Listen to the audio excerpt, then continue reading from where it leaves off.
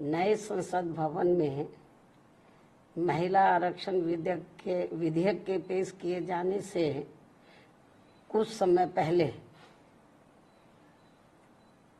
इस आने वाले विधेयक के संबंध में संभावनाओं के आधार पर जो कुछ भी संदेह जताते हुए कहा था, तो वे काफी कुछ इस बिल के पेश किए जाने के बाद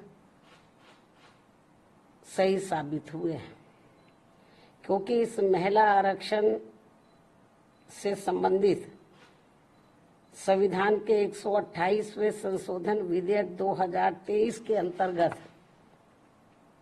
देश में लोकसभा व राज्य विधानसभाओं में भी 33% महिलाओं को आरक्षण दिए जाने के कुछ प्रावधान इसमें इस प्रकार से बनाए गए हैं, जिसके तहत अगले काफी वर्षों तक, अर्थात लगभग 15-16 वर्षों तक, यानी कि कई चुनाव तक देश की महिलाओं को ये आरक्षण प्राप्त नहीं हो पाएगा। और इस विधेयक में ऐसे जो प्रावधान रखे गए हैं, तो उनका मैं यहाँ उल्लेख करना बहुत जरूरी समझती हूँ। और इस संशोधन विधेयक के तहत इस महिला आरक्षण विधेयक के पास होने के बाद पहले पूरे देश में जनगणना कराई जाएगी। जब ये बिल पास हो जाएगा हाउस में, पार्लियामेंट में, तो पास होने के बाद पहले पूरे देश में जनगणना कराई जाएगी। पास तो हो जाएगा ये, लेकिन तुरंत लागू नहीं होगा। और पास होने के बाद पहले पूरे देश में जनगणना कराई जाएगी। और जब ये जनगणना पूरी हो जाएगी, तो तब उसके पश्चात ही पूरे देश में लोकसभा तथा राज्य विधानसभाओं का परिसीमन पुनः कराया जाएगा। इसके बाद फिर परिसीमन होगा, सीटों का कराया जाएगा। और उसके बाद ही तब ये महिला आरक्षण संबंधी संशोधन विधेयक लागू होगा। और ये बात भी किसी से छिपी नहीं है कि देश भर में नए सिरे से जनगणना कराने में अनेकों वर्ष लग जाते हैं। पिछली जनगणना सन 2011 में प्रकाशित हुई थी, जिसके पश्चात आज तक पुनः जनगणना नहीं हो सकी है।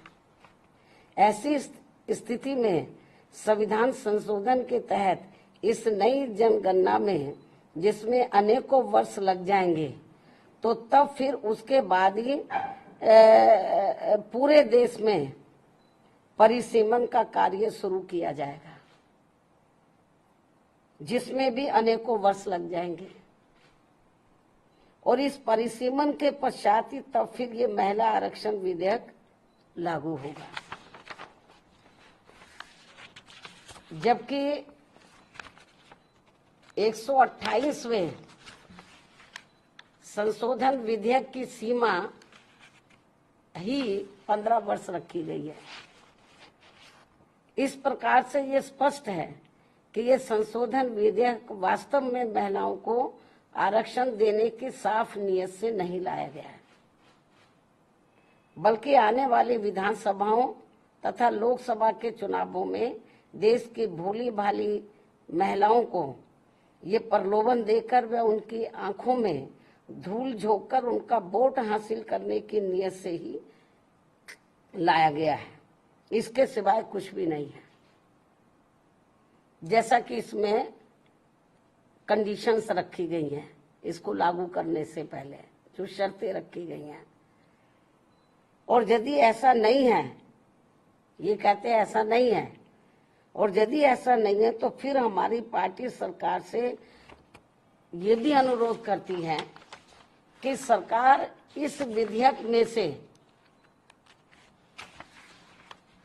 या तो इन दोनों प्रावधानों को निकाले